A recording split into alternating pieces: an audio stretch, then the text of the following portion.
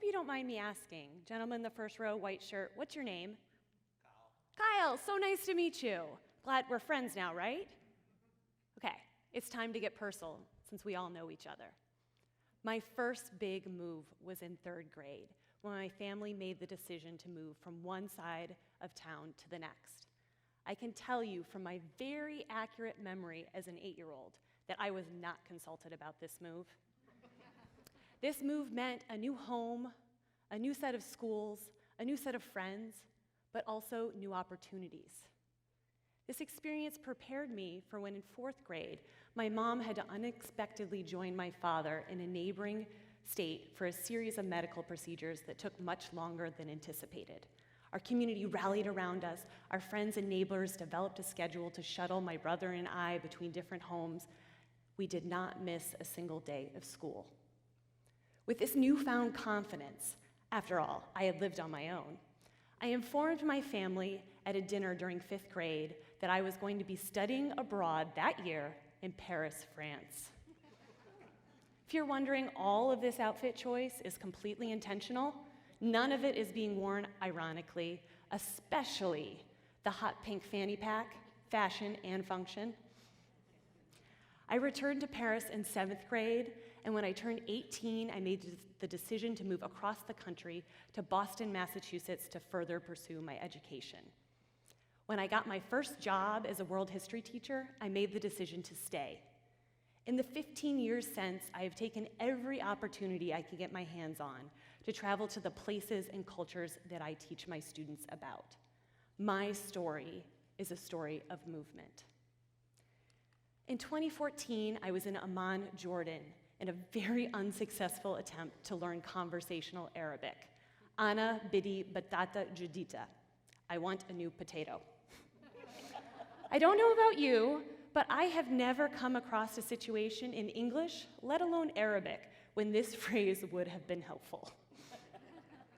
More successful, however, was the experiences I had shadowing volunteers for the Syrian American Medical Society. The Syrian civil war had broken out 3 years earlier, and increasing numbers of refugees were crossing the borders to Turkey, Lebanon, and Jordan. As these refugees entered Jordan, some of them were settling in refugee camps, like Zaatari in the north, but other families were organizing together in groups and settling in urban areas like Amman in large apartment complexes. Many of these apartment complexes were so far outside the regular city limits, they did not have access to public transportation, and sometimes their apartment complexes were not hooked up to a reliable source of water. As the volunteers attempted to plug these holes and help these individuals get the basic necessities of life met, they began translating and sharing with me the stories. These families, mostly women and children, all had been forced to flee from their homes. Although it was not their choice, their stories had become stories of movement. In the coming summers, I continued to travel to countries that were receiving the increasing numbers of refugees from the Middle East and North Africa. In Norway, I entered a museum where I put on a white lab coat and clear lab goggles, and I got to investigate what 3 skeletons from a 13th century cemetery were telling us about the history of medieval Bergen. Scientists had been able to extract DNA from the bones and did isotope analysis of the teeth. Together with accompanying archaeological information, they were able to paint a picture of life in Bergen that was significantly more mobile and diverse than they had previously anticipated. Traveling to Kaufbeuren, Germany, a small town 2 hours south of Munich, I was doing an audio tour in English, I had learned from my experiences in Jordan, of a local museum when this painting of their patron saint, Saint Crescentia, was featured. Saint Crescentia had had a hard time growing up. Her family had undergone a series of tragedies, and when she wanted to enter the nunnery, they did not have the dowry that was required for admittance. She was excluded and not allowed to enter at first. The tour then made a connection between these early feelings of their patron saint, her feeling excluded and left out, and what many of the new refugees entering Germany may be feeling. Are they also feeling excluded? Where will their new home be? A photojournalism exhibition in Thessaloniki, Greece. This exhibit had stunning images done by Greek photojournalists telling the stories of the new arrivals on the Greek shores.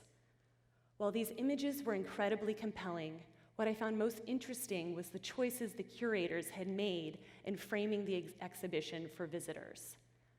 They framed the photographs as a part of a long history in Greece of migration, beginning with ancient Odysseus, moving into the 1920s with forced population exchanges, and ending with the current experiences of the people. Each of these countries were struggling with what it meant to be Norwegian, what it meant to be German, what it meant to be Greek. But all of their museums were making intentional choices to show how their histories for a very long time had been stories of movement. Like those before them, their stories were stories of movement. My students are constantly on the move. They're moving from school to home to sports to work. They're traveling invisible social boundaries between different family and friend groups, between the adult world and the teenage world. I often wonder if they see their stories in the same way that I do. Do they perceive their stories as stories of movement? Human history is the history of movement. This is not a new thing. We have been on the move forever. But do we tell our stories in a way that shows this? Not just the stories we tell ourselves, but the stories we tell our friends, our families, the stories society tells about us, the stories we tell our students. Are we framing migration in a way that makes it seem as something totally new and modern, or as a part of a continued human history of people on the move? A shared history of movement does not mean all of our stories are the same. Our stories are different. Some moves are forced, some moves by choice, with varying levels of agency and privilege in between. We move for excitement, for opportunity and adventure. We move for safety and survival. We move for human or environmental causes and complex reasons in between. Some people do not get to choose whether or not to include moving as a part of their story. Society has identified them as the other and defined them primarily through their movement. With the world experiencing the largest numbers of forcibly displaced people since World War II, this poses new and unique challenges not only to us as a global community, but to us as a community of educators. The need to prepare our students for a 21st century world on the move, a world that is faster, more complex and interdependent, full of nuanced and multi-directional forces. The more intentional and transparent we are in recognizing our shared history of movement, the more prepared our students will be to contribute to this world in a positive way as the leaders of today. With all of these ideas in mind, I knew I needed to re-examine my practice as a world history teacher. How was I telling stories about movement in my own classroom? I began by looking at what I was already doing, and I saw that my curriculum, organized in a continental and regional approach, was giving my students a false sense of boundaries, making it appear as if different regions existed in isolation. I shifted my practice, I shifted my thinking, instead opting for a thematic approach that allowed students to build thematic connections between different regions of the world. I turned to Reimagining Migration, an organization that's looking to help teachers like me who want to reframe how we address migration and movement in the classroom. Reimagining Migration has created a learning arc which provides kind of a big picture roadmap for teachers who are interested in engaging with this work. They've also developed best practices for immigrant origin students, and they have a series of curriculum units and lessons online related to topics of migration. Additionally, I re-examined my thoughts about geography. My students do mental mapping. This means that they memorize and learn how to draw a map of the world from memory. For me, it's not so much about students memorizing the world, it's about them creating a personal relationship between them and the map. After they draw their map base layer, they then annotate it and add all sorts of interactions showing the movement of trade, goods, and peoples from different regions of the world. As a 9th grade world history teacher, it is my job to teach students the historical research paper. Over time, I've found this has become an increasing source of stress an increasing source of kind of negative connotation of emotions for my students. I began to think to myself, why don't we shift this project? Why don't we change this project? Instead of looking at a historical event that happened several hundred years ago, why don't we shift our students' focus to some of the complex events that are happening today? What if our students investigated the complex emergencies that are leading to forced displacement? Of course, my students would still have to learn the traditional historical research skills. Complex emergencies don't just spring up out of nowhere. They'd have to use primary source documents and secondary sources to understand the long-term causes of the events. But what if we met students where they were at, going to where they are going to find their information, but teaching them a better and more sophisticated way of absorbing their sources? When our students investigate these complex emergencies, not only are they looking at primary historical documents and secondary sources, they're looking at infographics. They're looking at reports from the UNHCR. They're looking at photo stories, primary source narratives, sometimes satellite imagery, and even social media accounts.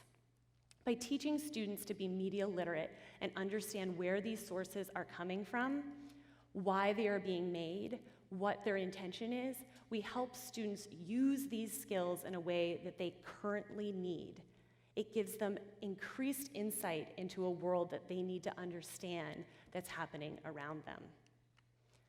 A key component to helping my students think more deeply about migration is helping them understand experiences that are outside their own reality.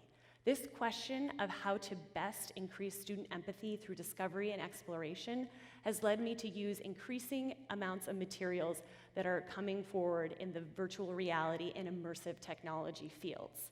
Don't worry, I don't think the robots are taking over. What I've learned from my students is that for them, VR is an increasingly social experience. One student will engage within a journey and then hand it off to their friend. They want their friend to see what they've seen. And as a result of that shared experience, which is something that is totally outside of their everyday reality, conversations in my classes have shifted. Students are not only more engaged, but they're able to think about the world in a way that shifts their circle or lens of focus from themselves to circles and lenses that are much greater than themselves and the world around them. Storytelling, of course, also had to be a major part of my shift in practice. My students participate in Out of Eden Learn. This is an online learning tool put out by Project Zero that's a companion learning piece to journalist Paul Salovek's journey to retrace human migration. As a part of this experience, my students go online and they communicate with students from China, India, Brazil, and Argentina. They engage in common learning journeys or footsteps where they investigate their own stories of learning. They investigate borders amongst their everyday life, and they also continue to develop their media literacy. These cross-cultural conversations students are able to have help them talk about migration in a way that's authentic and diverse. I have big dreams about where this could go next. Next year, with the support of the National Geographic Society, I'm going to bring together a collaboration of 6 schools in the New England region who are interested in rethinking how we teach about migration. Students will begin with the Out of Eden Learn journey, but then they will move forward, turning their storytelling abilities outward into their own communities. They will then get together in a design thinking challenge centered around human rights and migration and brainstorm actionable solutions they can bring back into their own communities. In order to recognize our shared history, we must place stories of migration front and center. If we are going to have honest, open, empathetic, and creative conversations about migration in the modern world, we must start with how movement is a critical part of our stories, and then move outward in circles, seeing how these stories impact our families, our cities and towns, our states, our nations, and the world. Although our stories will be different, if we begin from the common ground of seeing movement as a collective and significant part of our history, we will change the conversation. We have the power to disrupt the problematic narrative which identifies migration as a form of difference that leads to discord. My story is a story of movement. Their story is a story of movement. Now I call on you as the collective storytellers and educators of human migration. What will you share? What is your story of movement? Thank you.